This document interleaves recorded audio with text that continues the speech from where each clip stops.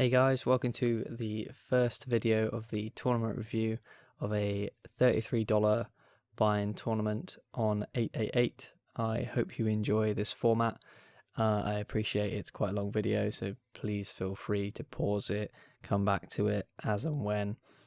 Be sure to take some notes because there's going to be a lot of information that I'm going to be handing out in this video, and let me know what you think of this format. Cheers. Okay guys, I think we're ready to get going. We're going to do a quick review here of a tournament that we did well in recently. Won't give anything away, but it did go quite well. Otherwise we wouldn't be reviewing it, would we? So let's get things started off.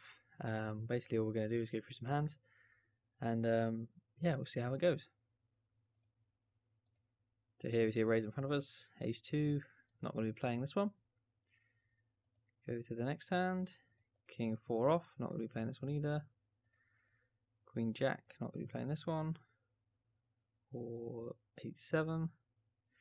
And now, obviously this is quite new experience for you guys. I'm not really sure if you're going to enjoy it or not. But it basically is good for me because it'll allow us to see just how well we need to run to win a considerable amount of money in a tournament. I think it'd be quite interesting to see how I play certain hands. Even from my own perspective, when I've not been doing very well for a long period of time, it can start to wear on me quite a bit, and then it's important for me to go back and see even my, past Liam, as it were, how I was playing in certain spots, certain folds I made, certain bluffs I did, and just sometimes it's good to get a good idea of how well you have to run in tournaments to be able to make decent money. So yeah, so we just keep going. Okay, a7 off on the big blind. We even didn't defend this, to give you an idea. Now, I think we should probably try and get the HUDs up as well. Hopefully they're not too overbearing. Okay, they are quite big. Let's change this to this. That's frustrating, you can't see the HUD. I think I will pause the video here and we'll come back where you can see the HUDs. See a call. We elect not to go for the c-bet bluff.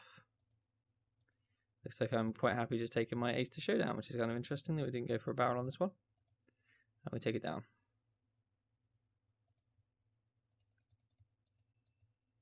We'll be playing the king 7. Ace jack, of course, going to be a raise from the what looks like the hijack. See 3 calls. Wow. And on the silver board, we're just going to be shutting down. We're not going to be doing any bluffing, not any betting. I'd be amazed. What could be funny is that during this commentary, I'll say something and we do the complete opposite. That'd be quite interesting. I just imagine we just give up now. Yep. Okay. Queen 4 not going to get played. King 4 not going to be played. King 7 was that? Nope. King 3, nope. Okay, we're in the big blind. Goes to show why you should study big blind, because you really do find yourself in a lot more hands, which makes complete sense. You're getting a good price to play most of the time, so you're going to be finding yourself in a lot more hands. And especially if there's few players to act, and you're the last person to make a move before you get to see the flop, so there's less chance you're going to get re-raised behind you and all the rest of it. So you just end up playing more hands from the big blind naturally. So here we can see our crazy fish friend at the table is already showing signs that they're a little bit loopy. And there's no need to get involved and go crazy with them. Really, it's just a case of waiting for them to gift us a stack. And hopefully that will happen. We decide not to play the Queen 9. 10-3 is not going to get played. 6-3 won't be. Or that one, or that one. Likely going to get played. I mean, I know I'm flicking through them quite quickly, but at least you guys get a chance to see exactly what I fold. Because obviously when I'm on lots of tables streaming, you won't even see me make these decisions. You'll only see the hands I obviously choose to play, so you might miss out on a few bits of information you might have be interested in seeing. So here we don't c-bet the king high board, which I'm less of a fan of. I kind of feel that this board is really dry and would be absolutely fine to go for a little bit of a c-bet here. But we elected against it, and especially against a player that's, well, okay, there's not very many stats there, to be honest. But yeah, we decided for a check fold, which I think is maybe a bit weak. But, you know, this is why we're reviewing. It's interesting to see how we were playing. 10-3, going to be a fold. Going to be a fold as well. A pretty good price to play there. But it turns out we were absolutely crushed. Wow, we had 8% equity, but surprising that we chose not to there. I mean, a lot of the things I've studied sort of recommend suited cards. You don't really want to be playing hands that can't make straights and things like that. Yeah, that are highly dominated as well. So, like, say we had like an ace here, like a weak ace, that would also not be a good candidate to play here. Whereas 10-8 suited, I would be slam dunking my money in the middle. Just to give you a bit of an idea of what's going on there. I'd be amazed if we don't limp along here. We do. I kind of want to see me call here, but I feel like I may fold. Yeah, okay. We were playing like a right nit bitch in this session. Wow, look at this flop as well. Let's see how this goes. Well, I feel like we would have ended up in a very big pot with that guy. That we had a flush draw out of pair there. That could have been quite interesting. Okay, I very much expect to see me call here. Yeah, keep the pot small, no point in exploding it. Okay, we choose to call. I'm okay with it. Is there actually a raise here? Oh well, okay, there was a minimum raise from this mad dog guy. And if any of you guys have ever faced a min raise from a fish, I think we're all aware of what that typically means in terms of strength. So I'm calling here probably with the hope of catching a 9, or just the fact that I'm in position on a player that I think is a little bit loopy, and we can already see that he's a bit crazy. I expect to see me fold now. I'll be pretty amazed if I try and continue with a pair of 9s here. The guy's done a minimum re-raise pre-flop and has fired 2 bullets out of 2 people. The more people that someone bets out into, the stronger their hand is. So I expect to fold here. And the fish gets the full double up. Good for us. Good when the fish is getting the chips. Not going to be playing that. Not going to be playing that. Won't be playing that. Or that. That. Or that. Okay. Definitely. I mean, typically, I think, yeah, this is just going to be a call. I mean, I'm just looking at this guy's stats. Wow, he's in it. Okay, so we call. He bets small sizing. Yeah, wow, okay. We went for a check raise. Was not expecting that. Okay. Don't mind it. We can obviously hit a jack. We can hit an ace, or we can hit a king or a queen. So we have got cards that can improve our equity, that's for sure. And we do get the fold, which is pretty awesome. It's probably also with the view that this guy's quite nitty. So on an unconnected board like this, he's either going to be pretty happy or just not have very much of anything. So I've clearly decided to go up against him here and figure he hasn't got very much. Also, raising here looks kind of strong from me. I certainly can have hands that connect with this board. I have 3s, I have 5s. He may not know this, but probably 10s I probably may not raise. I may not raise just simply because the guy is so nitty, but we may not have known it at this stage, so I probably would raise them here. So I don't think I have 10s. But yeah, I certainly have potentially, yeah, I'd say 10-5 suited, 10-3 suited potentially, and maybe not 10-3 suited. But yeah, I can certainly have a lot more straight draws and things like that as well that he just doesn't have. Like 4-6, for example. Yeah, lots of good hands here. So moving on.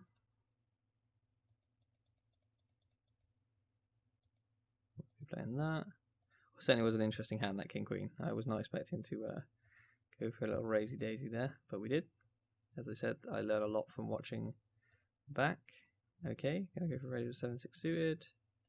Take call from the big blind, who is apparently the nit.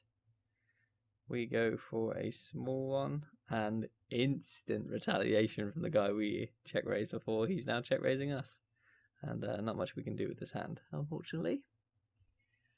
So we do just lay it down.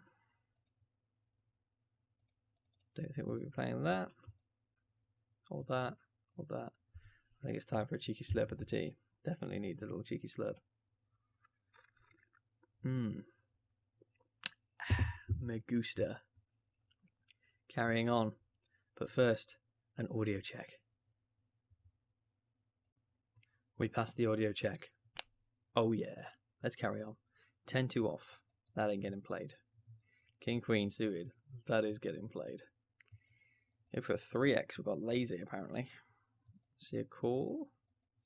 Anyone else want to raid my hand? Oh baby. Oh.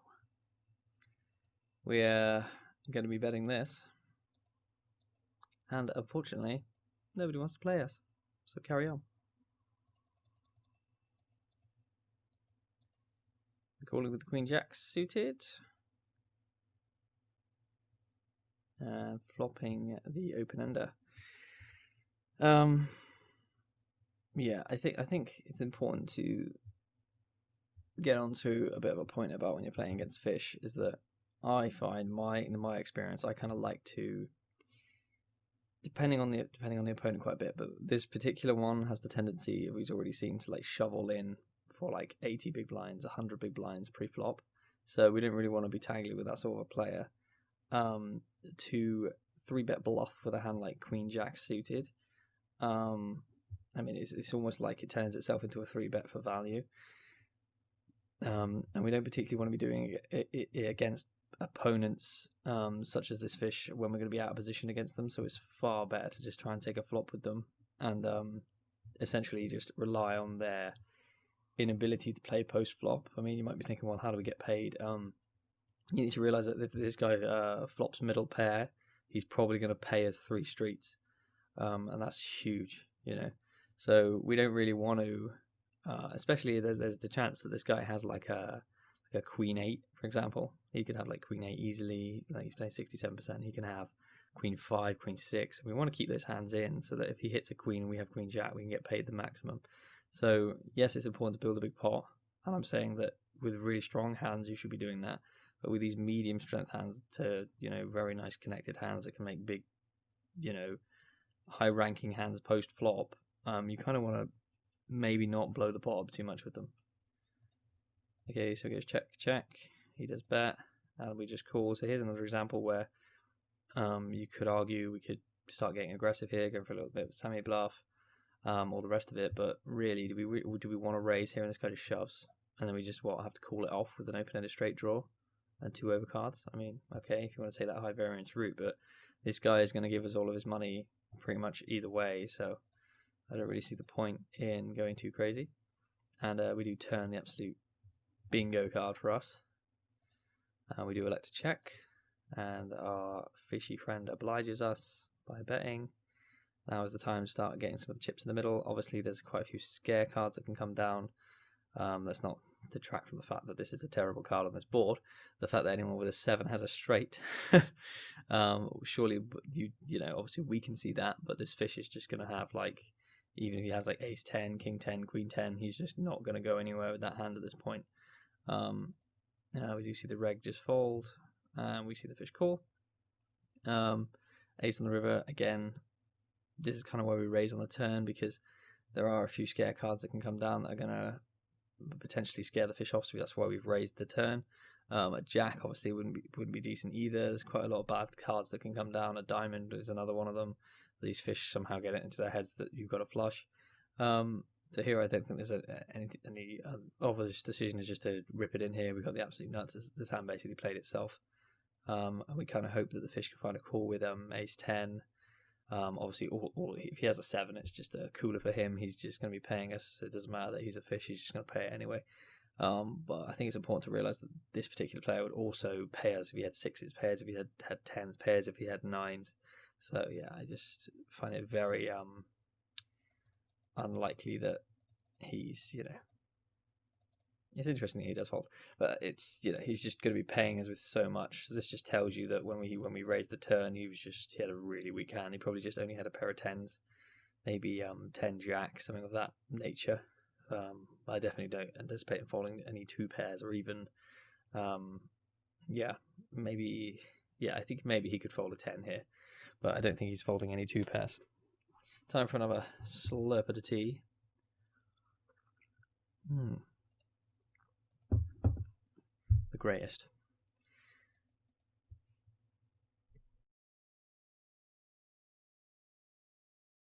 Cheeky cough there. I have no idea if it's better for me to just cough or to mute the mic. It could be louder if I mute the mic. No idea.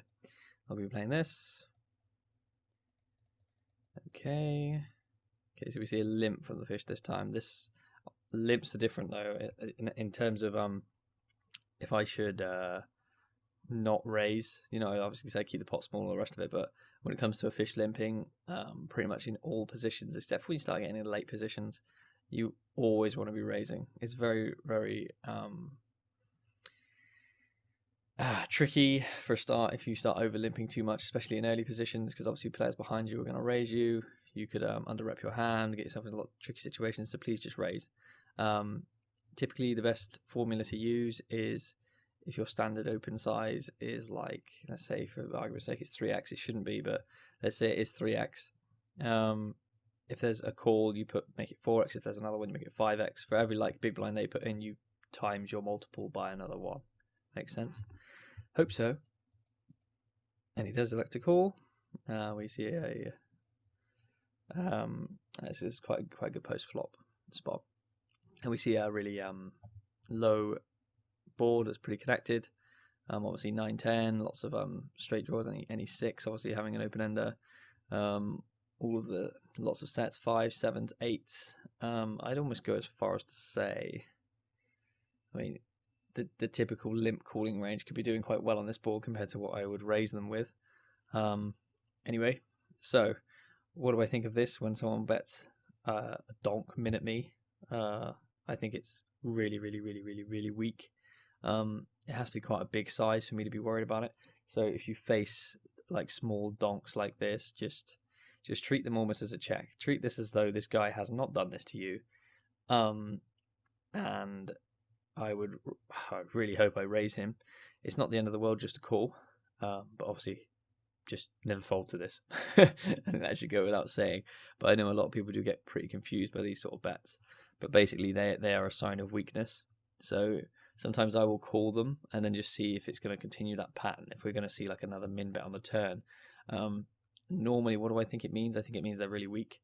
It either means that they have a hand like a pair of 5s and they want to take control of the betting lead and they don't want me to bet at them because they don't want to face that decision. It means they have a 6 and they want to try and get the cheapest possible straight draw.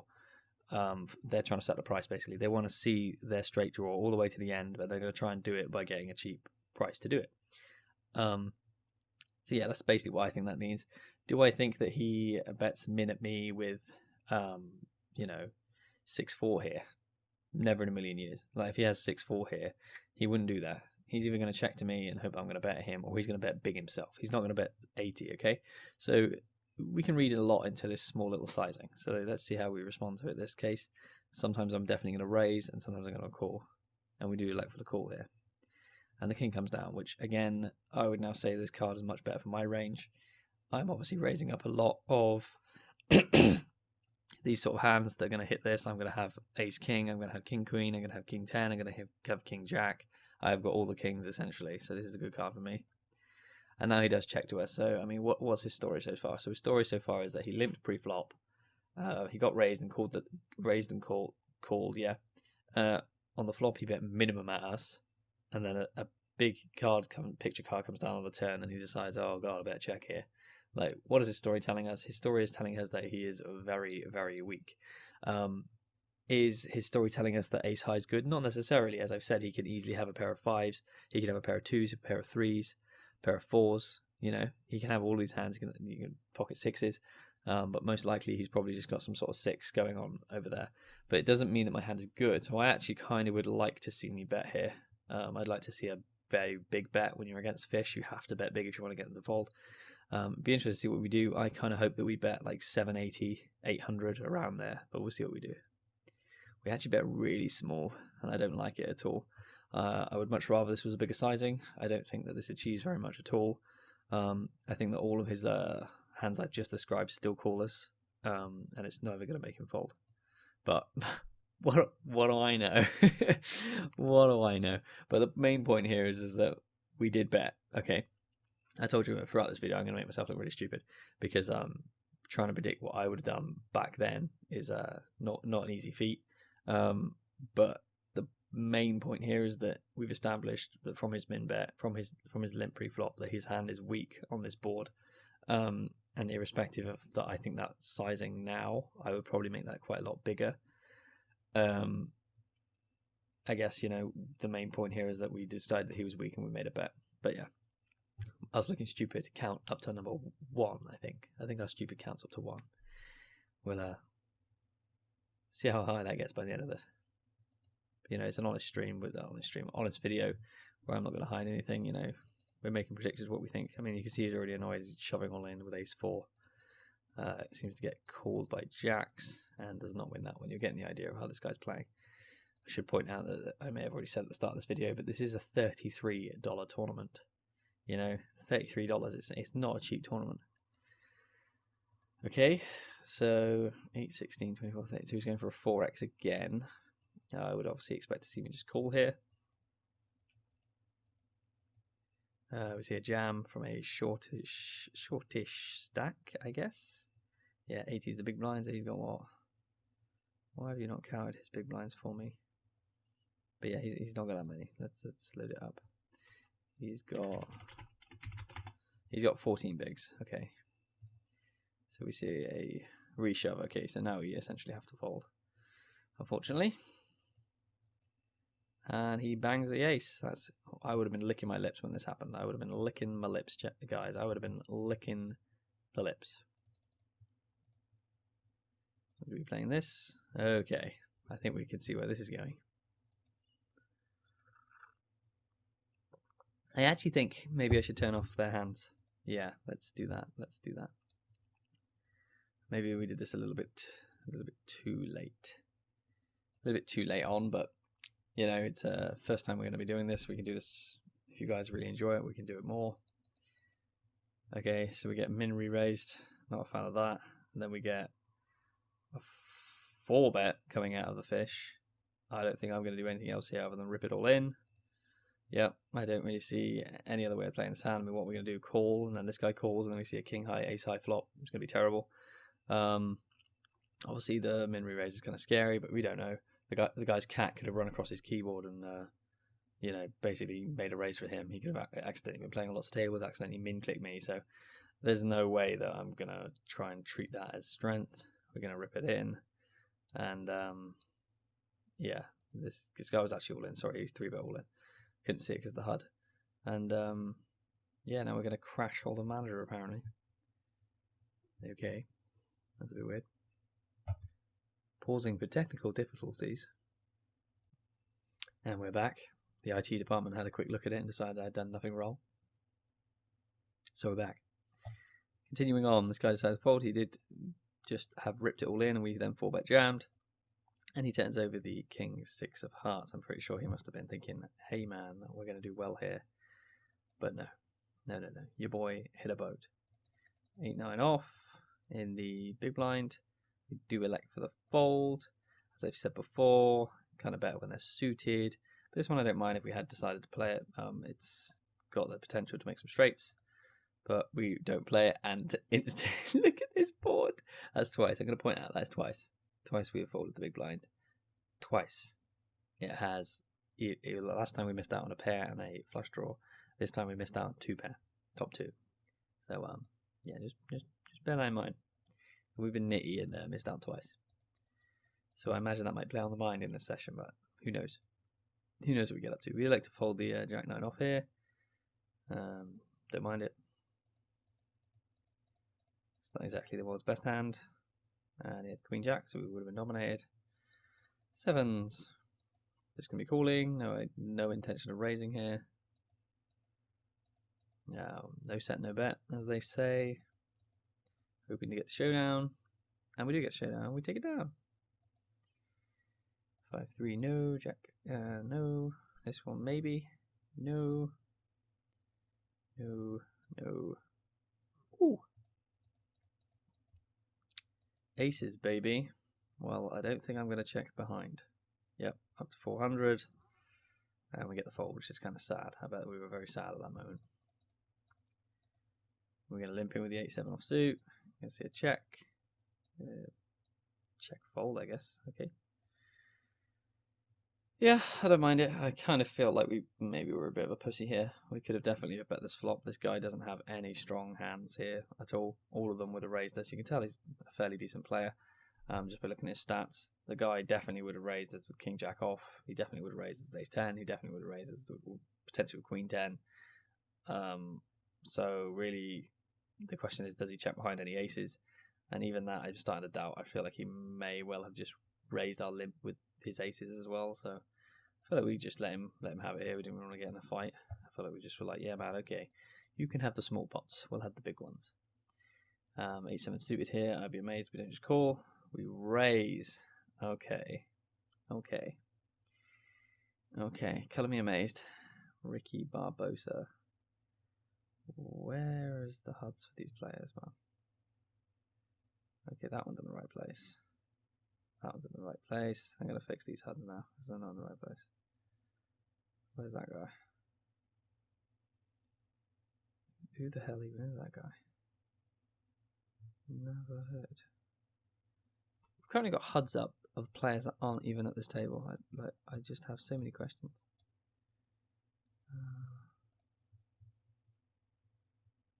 Maybe they're just a bit delayed.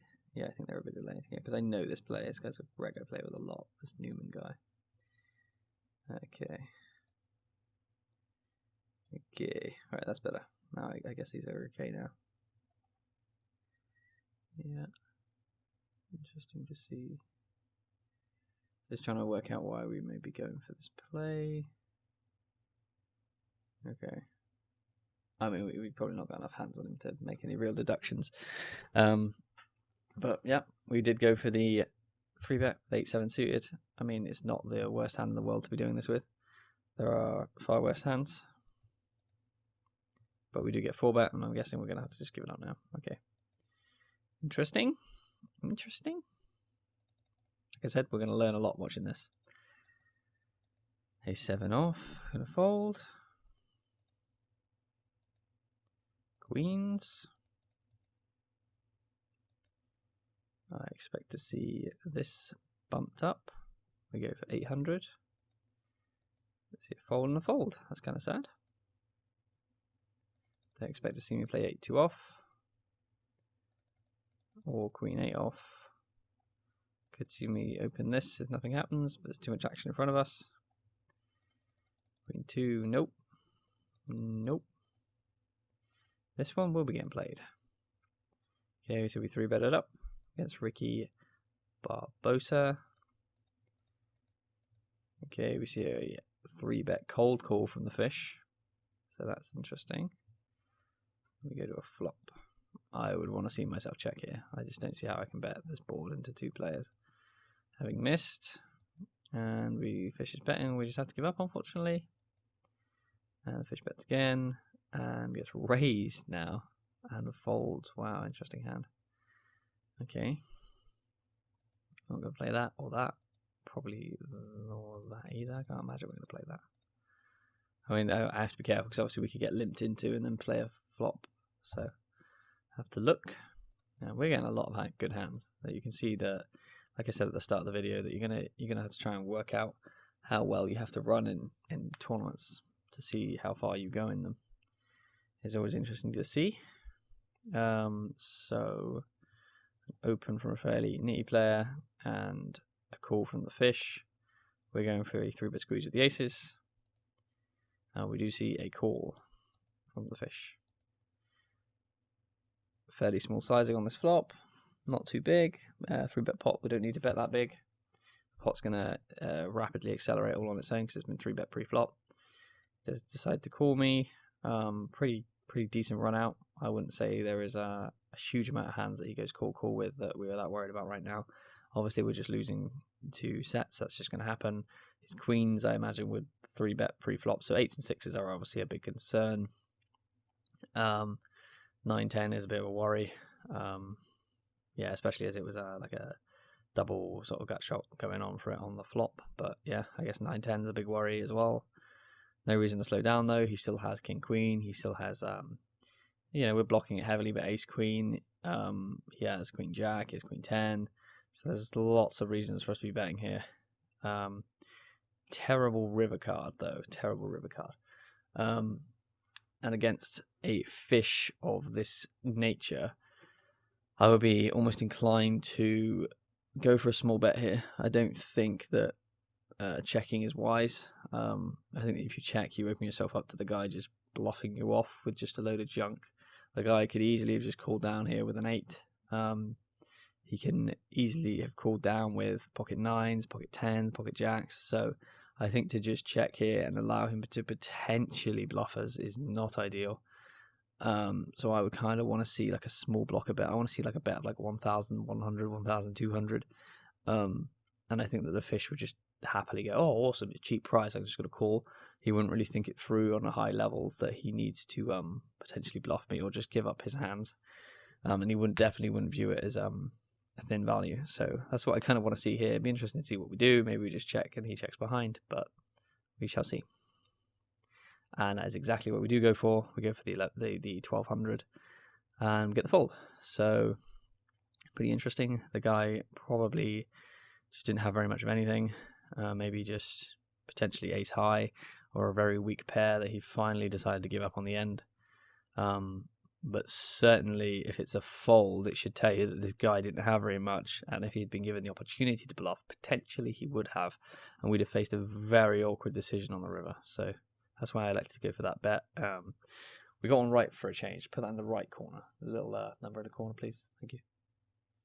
Wherever we're putting the right and wrong corner and blunders. Carrying on. 10-9 off. I would like to see me open it if there wasn't anything done before me. We're not going to be playing this. Too much action ahead of us. King 3 suited. No. No, that's not going to get played. No. No. Nope. Let's see if we play. No, we won't be playing this either. Not going to be calling jams with king jack off. Okay, so if you face like a jam like this is 37 big blinds. Just check my head's doing that right. Looks about right. I mean, this potentially could be a blunder. Actually, we'll have to run this one. This is one we're gonna have to run. Lately, it's been highlighted to me that I am a bit of a fish when it comes to folds like this. So this will be interesting to run later. Bear in mind, we will run this one later. Promise you, we will run this hand later. I don't know how to mark this. How do I mark it? Okay, well, hand 85. We're going to go back and look at hand 85, and we're going to see if it's a call or not, which I think would be kind of cool.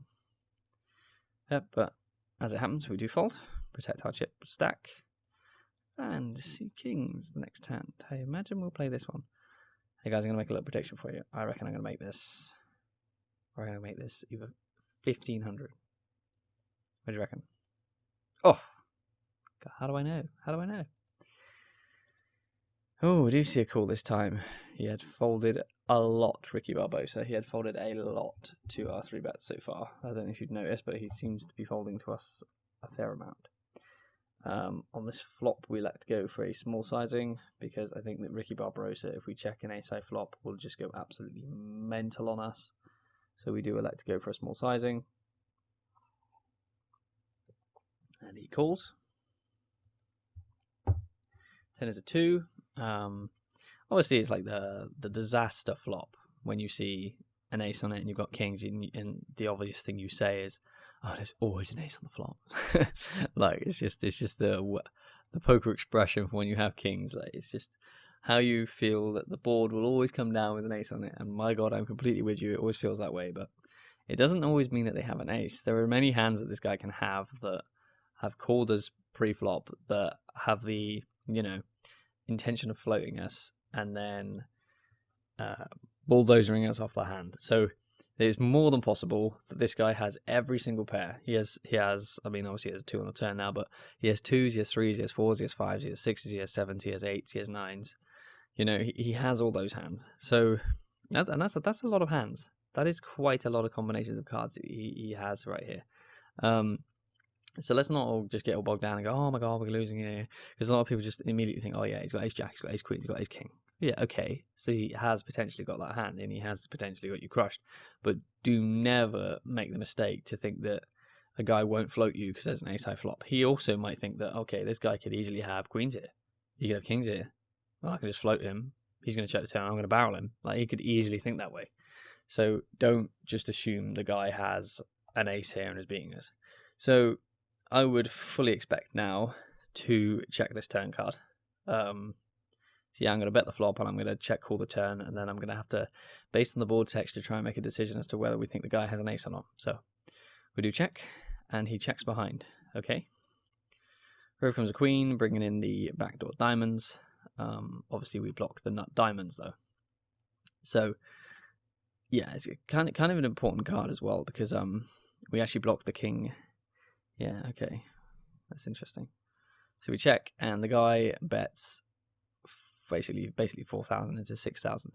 And now this is an interesting spot because unlike against, like, say, a fish, for example, we clearly are up against a player that is decent and is more than capable. I think that's key here. Is very capable of bluffing here. So you really have got to start thinking this hand through all the way as to like what he can have, just from the nature of the flop. You know, what hands do we think that he would bet 4,000 with here? What hands do we think that he's capable of bluffing with here?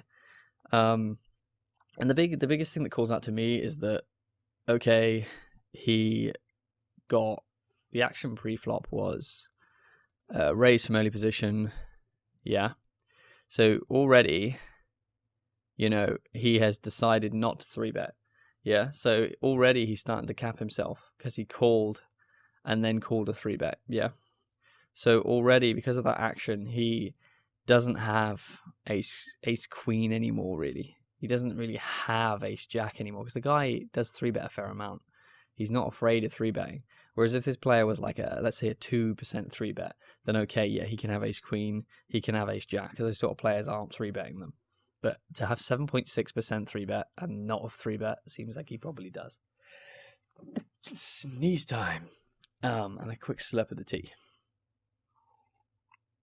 So then it falls more into, what do we think this guy flat calls an early position raiser with?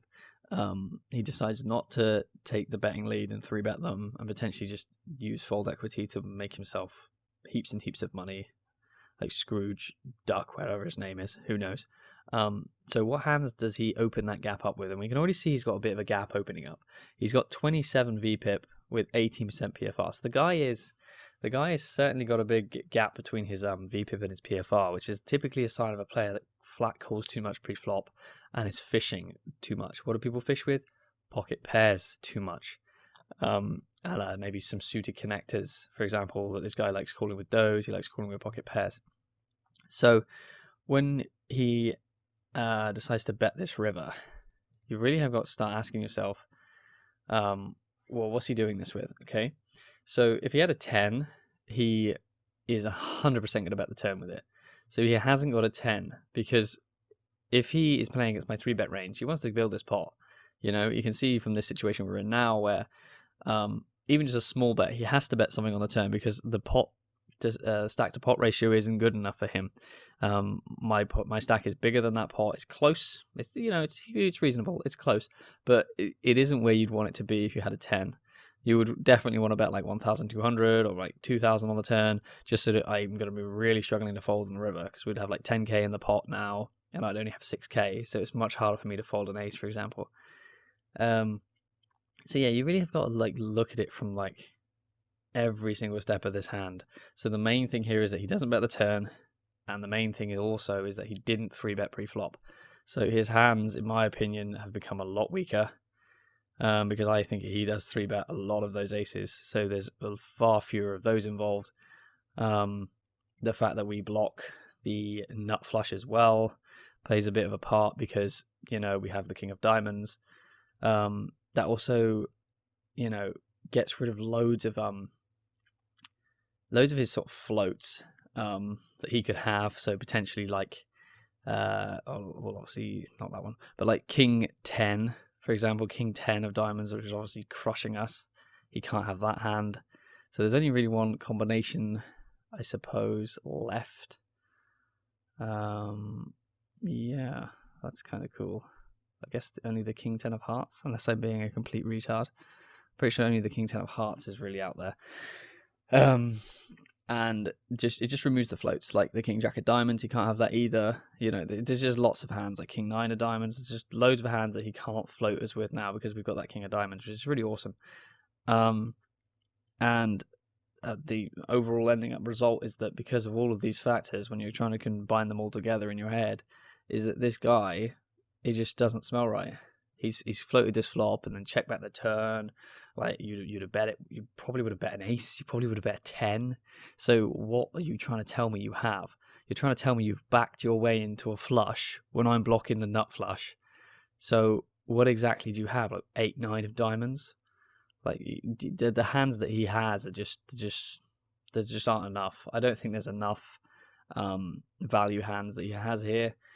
So I'm quite sure we're going to call the river, because it just feels like exactly what he's probably trying to turn to a bluff. It feels like he has 3s, 4s, 5s, 6s, 7s, 8s, 9s. That's the sort of hand that I think he has.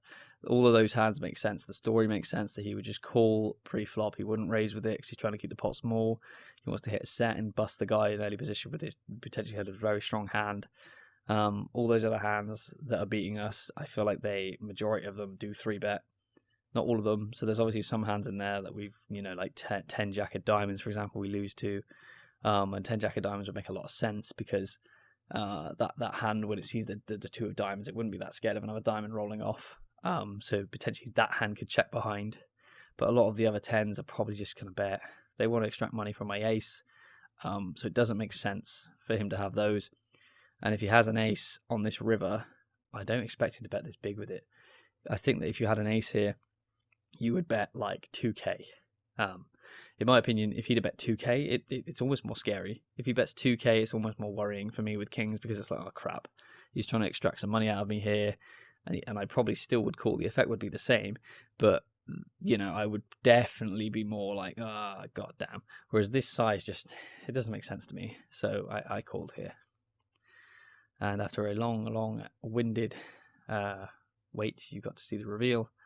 And he had the pocket fours, which is fair play to him. It's certainly a hand that you can turn into a bluff there, quite nice.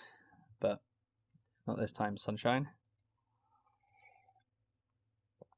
Yep, these good players will put you to the test. And so you might say, oh, we got the ace high board. Yep, the ace high board was not good. But the nature of the texture of the board allowed us to win a big pot. So I can't really complain. 8-7 suited, going to be folding that one. Seeing a 3-bet in front of us, that's not going to get played. All that. Okay, looks like a table move. Oh, okay, we're going to be playing this one. Let's put on check. We picked up diamonds. Expect to see a call, we do. Okay, so interesting, go for the bluff here. I mean, if you're going to pick things towards the bottom of the range, I'm pretty sure 8 high is got to be up there. What's the action? So it went limp, check, bet, call. Yeah, I don't think he's got a lot. I don't think this guy's got very much. So, yeah. We went for a cheeky little bluff here, and he does fold.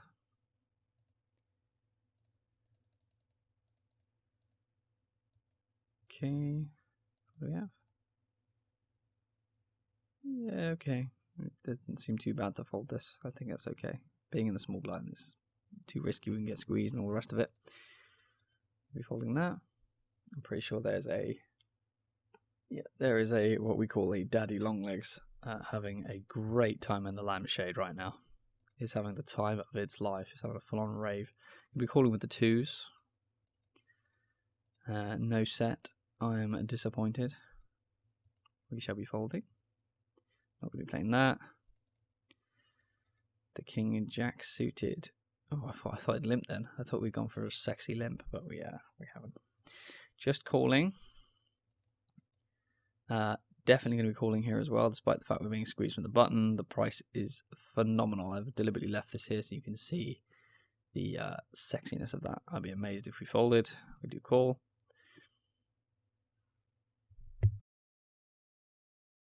Then we face a bet here, which is going to be folding. We're going to be doing much with this. Let's see what these guys turn out to have. Ace 4 and pocket queens. How did you go broke there with queens? Explain to me your mystic magic. How do you manage that, bro? Explain to me how you go broke with. He told you what he had. He even was polite enough. He was polite enough to bet into you. 3-way on the flop. He was polite enough to go broke on ace, and you were like, "No, you've not got an ace. Damn, you've got an ace." Like, what were you thinking there? Anyway, I'm going to be playing the 10-9 suited. Too much risk. We're going to get 3-bet from behind, especially with this juicy fish. Looks like he enjoys a raise. Yep, so we fold. Nope. Potentially can end up playing this one. Nope.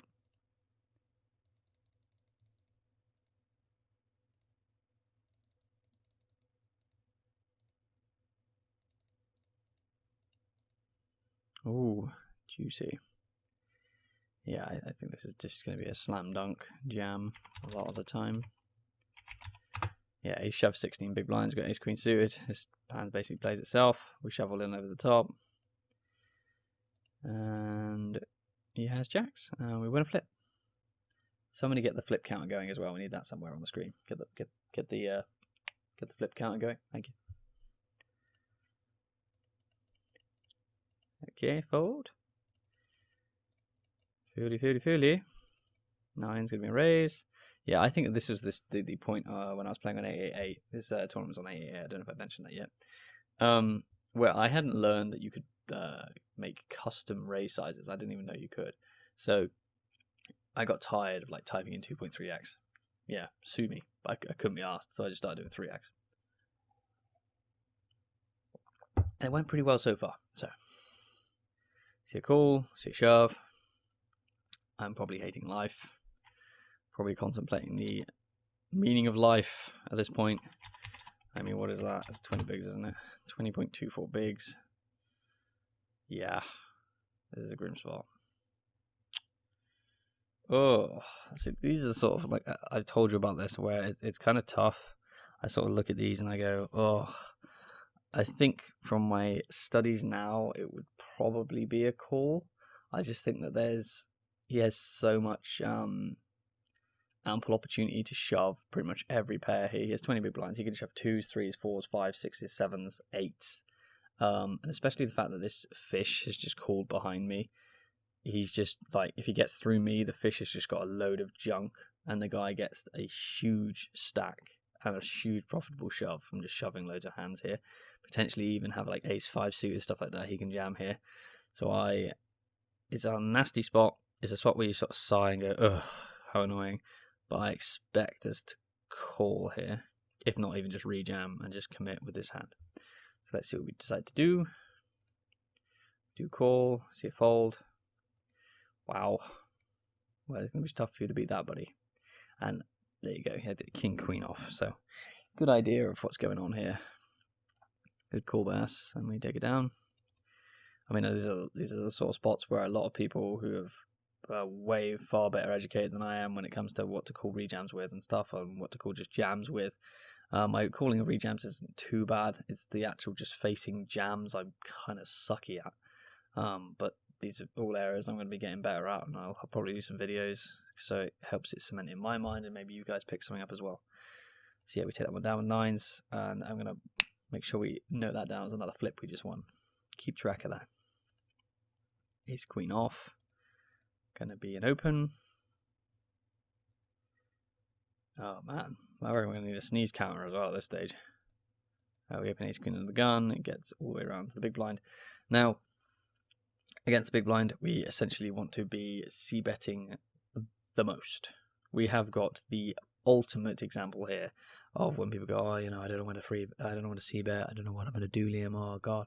Like, this is like the perfect example of a hand where we've got huge range advantage, because we are naturally much tighter when we play under the gun. So our percentage of hands that we're playing is quite low, which means our hand strength is really high.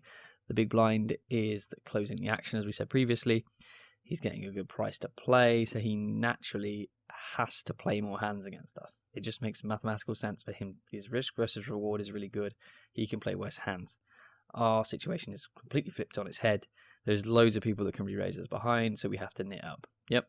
So when we get to a board, we naturally just have way better hands than him. Our range is way stronger, so our c-bet frequency can be way higher. We have a huge equity advantage against him. So I would expect, having said all this, I would expect us to c-bet here with the knowledge I have now. Whether I do here, I don't know. But let's just bear in mind just how awesome this flop is for us. We can hit any club, which is amazing. We can hit any ace, which is awesome. We can hit any queen. Guess what that is? Really good as well. We can hit any jack, which is really good. We can hit a king. So lots of cards that we can hit that are good. We can hit an 8 as well. You know, there's just so many cards that just give us even more equity than we already have. So yeah, I would very much like to see myself bet here, but I could it'd be hilarious if we don't. Oh, another blunder. Cut. Just cut this bit out. Okay, 10 on the turn. He decides to bet against us. Now this is where it starts to get tricky, because we should have bet the flop, man. We go. Ace on the river. Maybe the Barry Greenstein's coming in to save the day. Oh, I don't like how I played this hand at all, man. So I decided to not bet the flop with a huge range advantage. This is why we're doing a review, because like I just pick up on so much stuff. Call the turn. Don't mind that so much. Like the guy can just be betting with an absolute load of trash, because guess what? He's got rubbish hands. He's on the big blind. He can have anything right now. Like I won't even get into it. He can, 7-6. He could just have loads of crap. Okay. And I choose to check behind. I have no idea what I'm checking behind. Like I can easily bet this river and get value from a 9, get value from a 5. Do not take notes on this hand. Take notes from the stuff I'm saying, not what I did. What is it they always say? Do as I say, not as I do. Yeah, something like that. But yeah, this is the perfect example of that sort of hand where I played it shocking. Right, moving on. Not going to be playing that. Oh, don't tell me our Daddy Longlegs friend has died. Oh no, he's still going strong. He's still going strong. Have faith. Have faith. He's still fighting that good fight. Not going to be calling that. So we're now sitting pretty on, is it, I think 5k we started with? Started with 5k stack. Yeah, so we got 6 times it. Oh yeah, 6 times starting stack, so doing pretty good. Carrying on. 6s.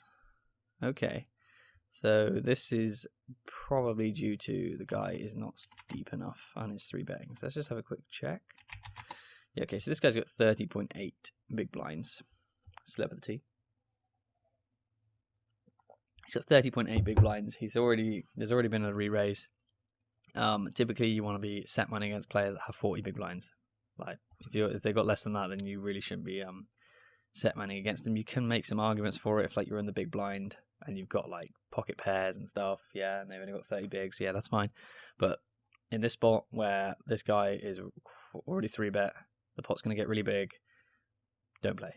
You know, we could call here, and then it gets really awkward. One of these guys could jam, and then he re-jams, and then we're stuck with 6s going, oh man, I play so bad at this game. So yeah, it's just going to fold. I think that's exactly what does happen. This guy just shove. We see it would not have hit a 6. Would have been not bad shape of going up against ace queen and king queen. But yeah, we would have lost. I'm not going to be playing that. Or that. Or that. Or that. Okay, maybe this. Maybe.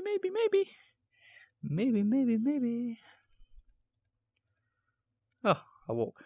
Oh, don't you just love to see it? You love to see it. Okay. Not going to be playing that either. Or that. Maybe. Ooh, okay.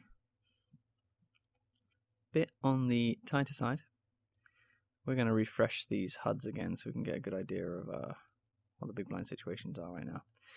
Okay, so on the 88 tournaments, little note for you guys here, the late registration goes on for ages. The late registration goes on for 3 hours, as it's starting to on pretty much every website now, and it's just so frustrating because you get to a point where, like, you got us here with what's that? Is that even right, or is this just still wrong? Yeah, I think this is going to be right.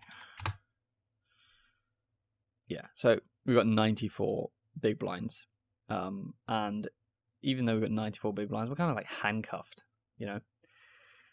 If we open here, Queen Jack off, it's just so risky that one of these guys is going to rejam over the top of us. So it just starts to handcuff us. It just starts to make us in a situation where they're just going to be rejamming on us, and we can't call them with Queen Jack off.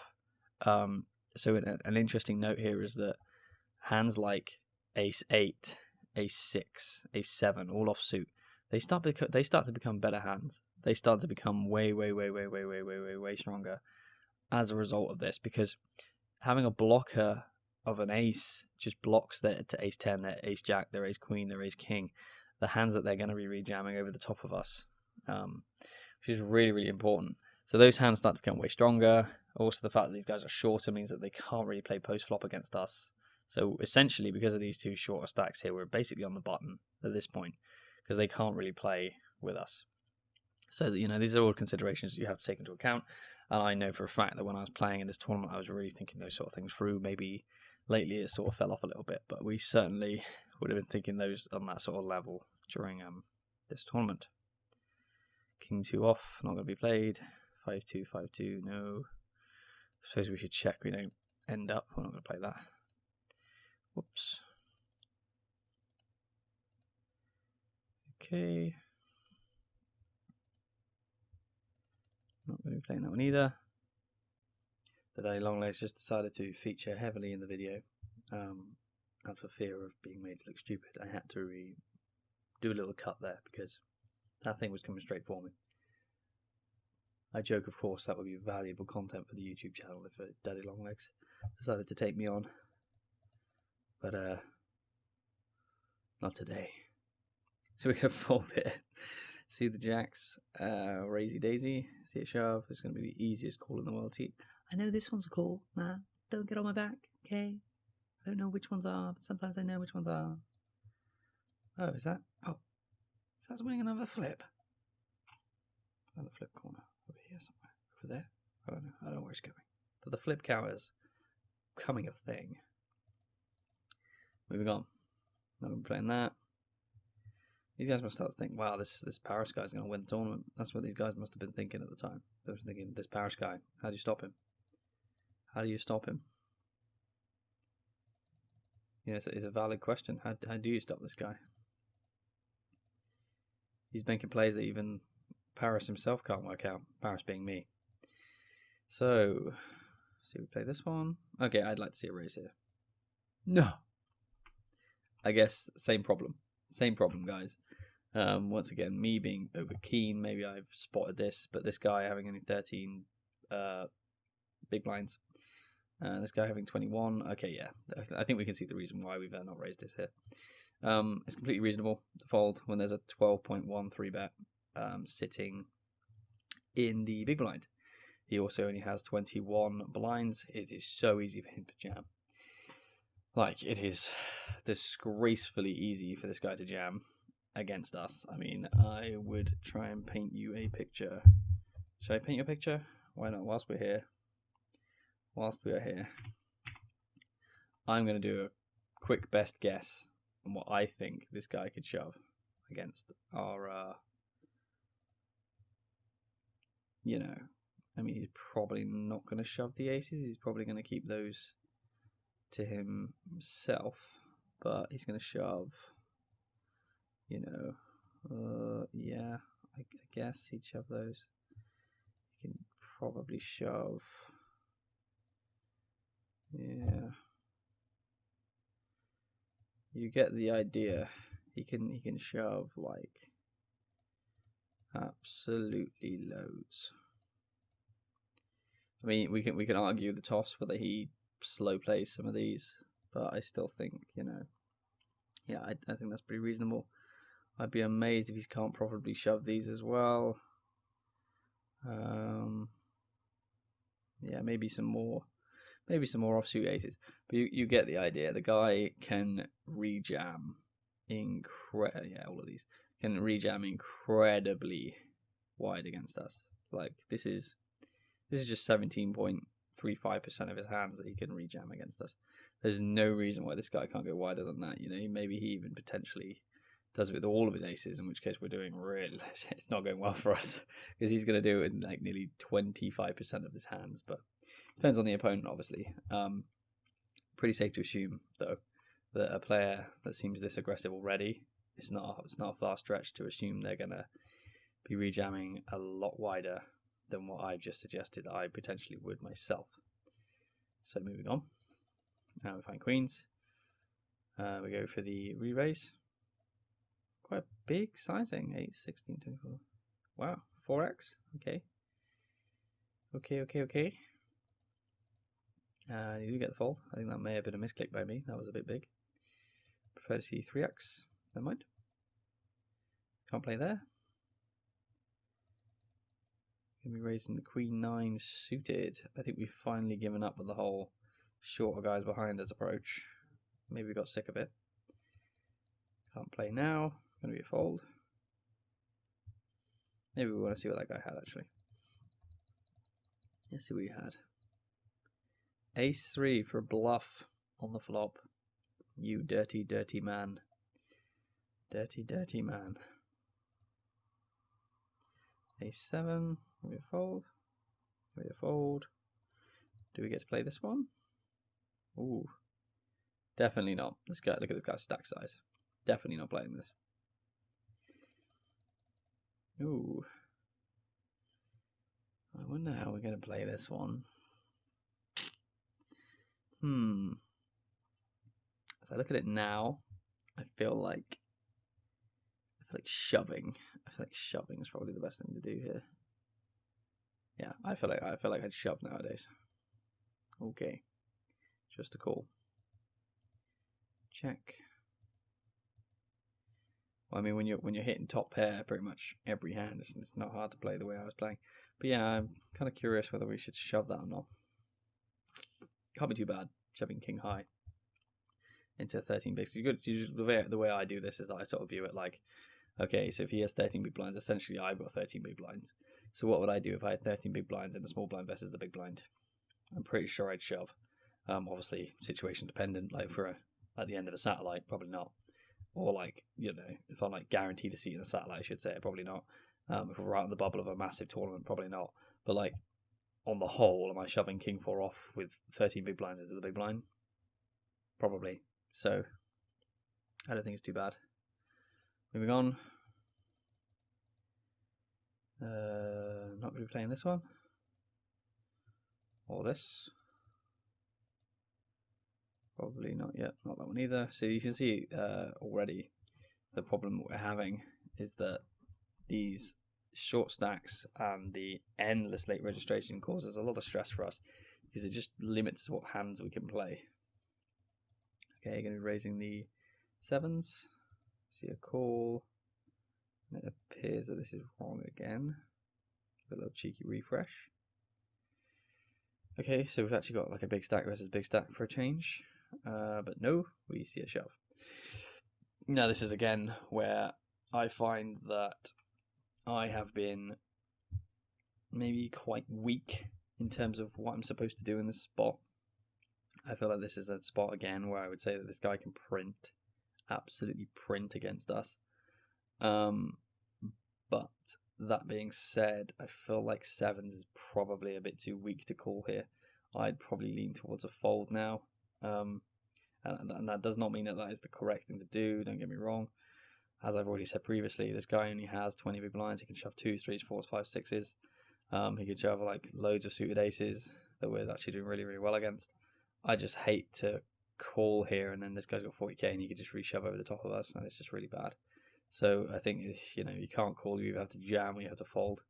And when you look at this spot, that we've got an awesome stack. Like, this is probably a top. I don't know how many people are left in the tournament, but it would appear that people are still buying in. So I'd say we're at least in the top 40 players in this tournament, with, let's say, 80 people cash. You know, they can just sort of tell, because I've played this tournament so many times, that I would not want to be risking with sevens in this spot.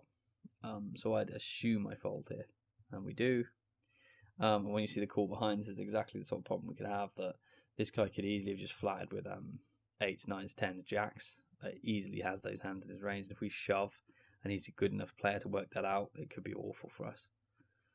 And the guy has 8s, and the other guy has 9s, so we would have been absolutely screwed. You get the idea.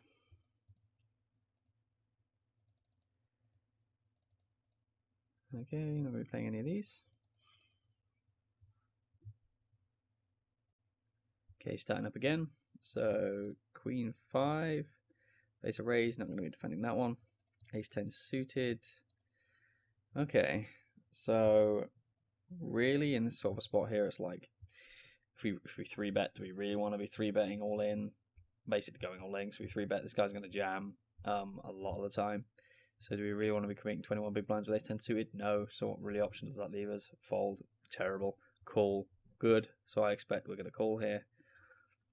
You know what? You know what? You know what? Just about enough. This Paris Tilton guy making me look like a bell end. This past me. This past me is causing me all sorts of headaches. I don't understand him. I don't understand him. I don't understand my past self. Do you have any idea how hard this is? This guy, you know, let's just, sometimes I feel like I just sit back and save myself from looking like a knobhead and just click the next button. But we're not in here for that. We're in here for that, give you my honest opinion of what I think I'm going to do before I do it. And I'm well aware it's going to make me look like a dick sometimes. Anyway, let's see what happens next. Wow. Wow.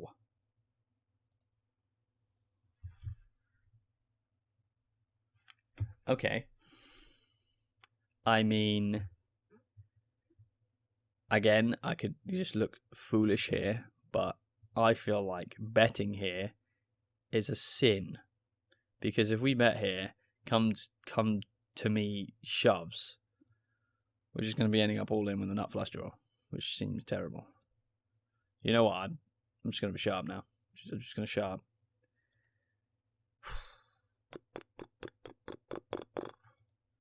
Well, I mean, this is one way of winning the hand. This is certainly one way of winning the hand. Oh, look how small I go. Oh, it's so dirty. So dirty. I mean, I guess I called.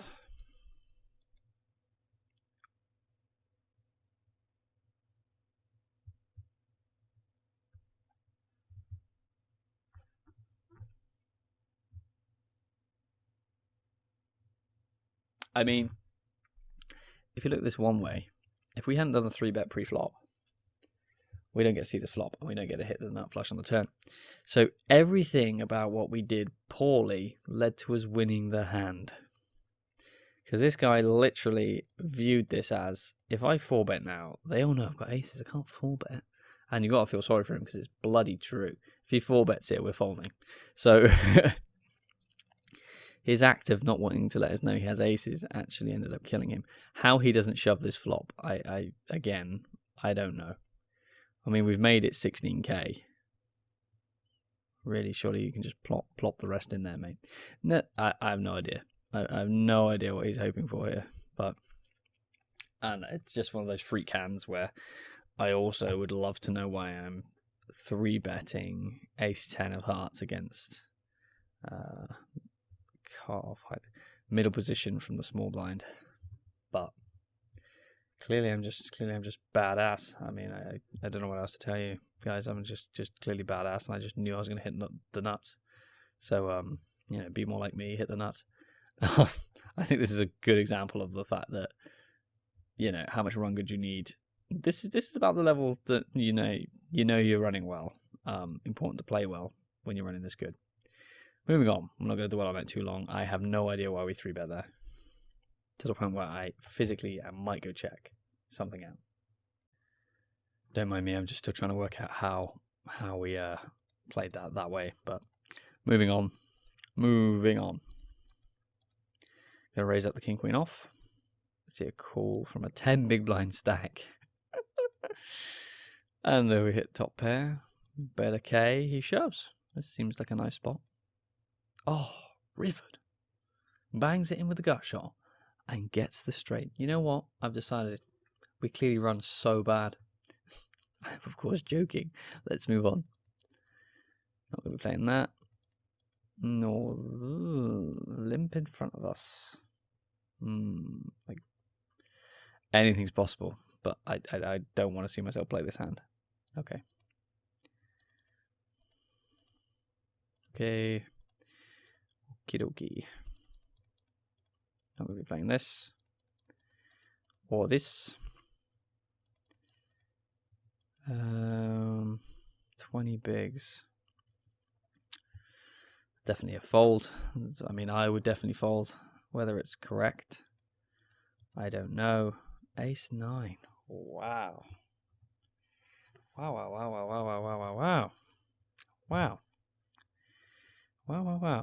Okay. Missed out there. Obviously, we would have lost on lines, but still missed out. Ace Jack. Gonna be an open. Called off the big blind. Another great example of a spot where I would love to see us bet. We have the backdoor diamonds. We can hit an ace. We can hit a jack. We have a huge range advantage. Once again, he's called off the big blind. His range of hands is super wide. But I have said this in the past, and we made a horrendous check. So we'll see what we do here. This time we do bet. Thank you, Jesus. And he calls, and we turn exactly the sort of card we can keep barreling on. I would like to see us keep betting, though the stacked pot ratio is getting a little bit hairy. We also don't want to bet and get jammed on, which would be really, really shitty. So I can kind of see a reason to check behind here in this case, because if we bet here and this guy jams, it's just awful. And ace high can be good some of the time. I like betting because it protects us against the 6-outers. I don't like it because we can get jammed on, so I don't really mind checking behind here. But at the same time, you know, we could basically bet a committing amount as well. We could go down that route where we just bet 6k and be like, yo, bro, you can't bluff me off. But at the same time, it's not ideal because he could just be like, okay, cool, and just bang it in, and he has a queen, and we're just, you know, value tanning ourselves essentially. So we do check behind, and it's probably for that exact reason that this board and this stack to pot ratio on this turn card is a little bit hairy. We do hit the ace, and again, this is just another clear value bet. This guy would bet basically all of his queens here. He's not checking a queen to us. Maybe there's one diamond in the rough out there that does decide to check his queen on the flop, check it on the turn, check it on the river. I find it unlikely though. I feel like he would definitely bet it at some point and wouldn't check it across to us. So I feel like he probably has a 6. He can have pocket pairs as well, like 2s, 3s, 4s, 7s, 8s, 9s. Go as high as you like. And yeah, I feel like this is just an easy value bet on the river. Slide out about 2k, 3k, and just get paid by all of those hands. But we'll see what we do. Okay, cool. We do go for a thin value bet, and we get the fold. Not going to be paying that one.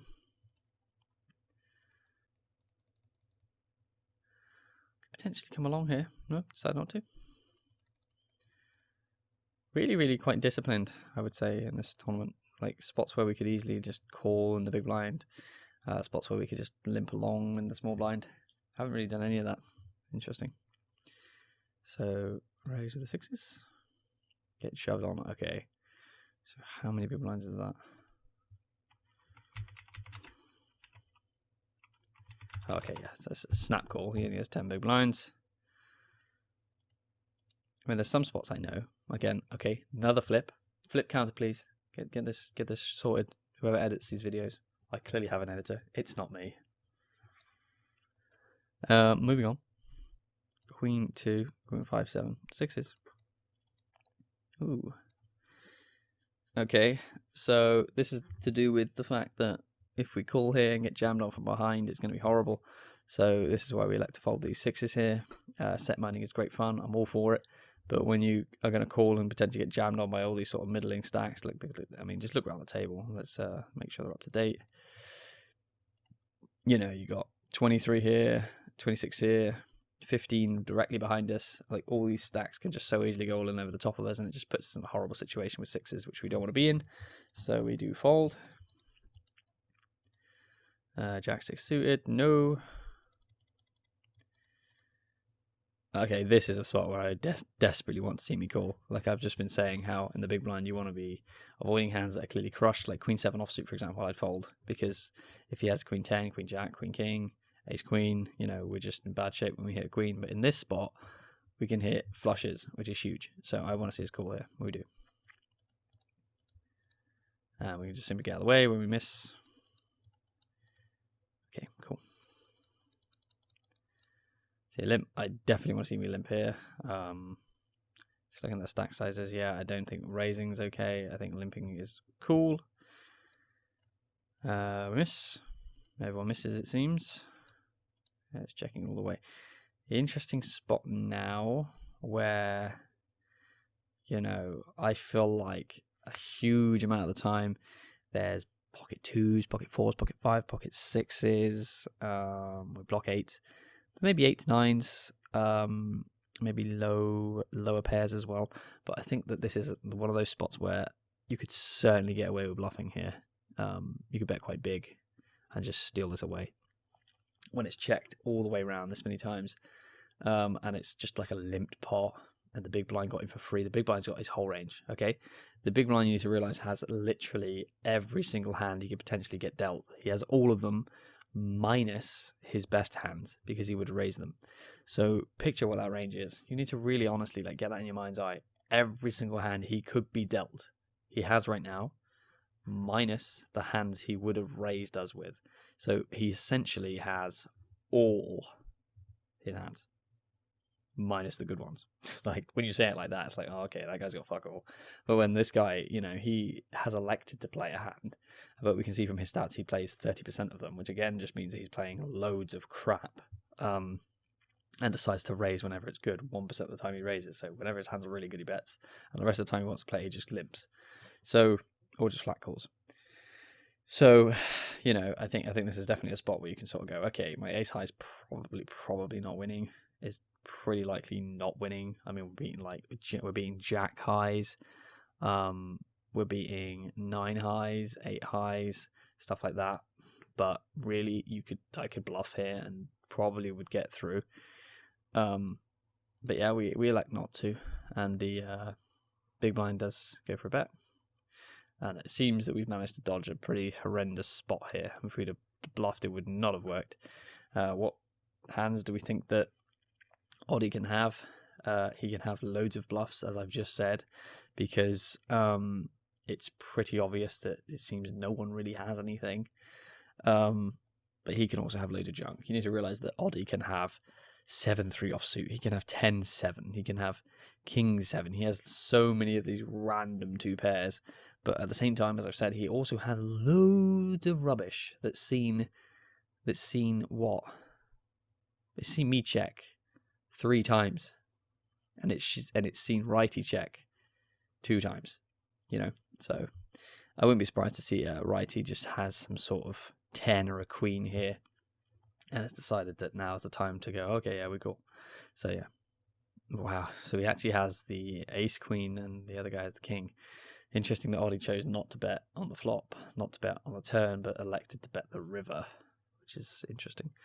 And the other guy had ace queen, which he, again, as I just told you, didn't raise with pre-flop, only raises with apparently the very best of best hands, and limps everything else, which is just, you find these weird players. They exist. Moving on. all in all, would have been a bad spot to bluff. Don't bluff there. But yeah, I have started to implement some bluffs there for sure. For sure. Moving on. I will. Oh, okay, so another weird spot, but Oddie doesn't seem to have been getting that far out of line. I kind of want to see me open this now, even with this horrible guy that's going to 3-bet us loads. I just feel we have to raise Queen Jack here. Okay, we instantly do get 3-bet, and we give it up. You know, clearly just want to be that guy's bitch. Want to let him 3-bet us and just fall to him. Whatevs, it's okay. We'll be that guy's bitch, we don't mind. This guy has been 3-betting from the big blind 24% of the time. That's a lot. That's a lot. That's a lot. Okay. Not be playing that. Or that. Long old tournament, innit? Long old tournament. Probably could do with a cheeky break, to be honest. I feel like this is quite a long video so far. So I might just cut it here, guys, and I will catch you in the next one. I hope you've enjoyed so far, and we will continue this little adventure in part 2. See you there.